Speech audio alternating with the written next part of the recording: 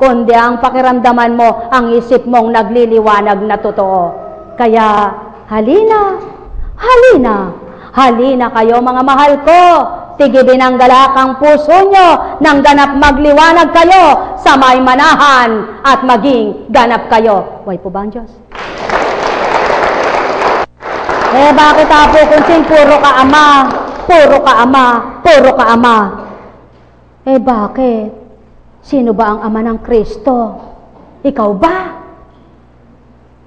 Sasabihin ba, Juan, purihin na Juan, salamat kay Juan. Hindi, di baga? Kaya ang Kristo'y pupurihin ang ama niya. Ang wika ng ama, mahal na mahal ko kayo. Tuwirang kong tinuturan, mahal na mahal ko kayo.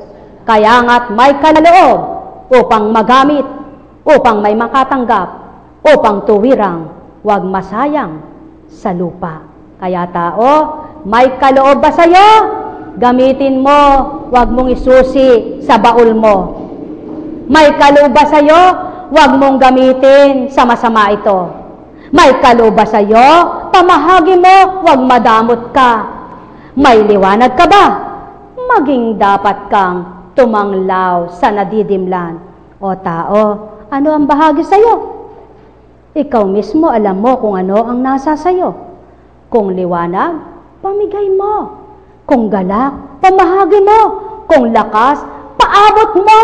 At kung katotohanan, huwag kang magsawang sa kapwa mo'y ipamigay.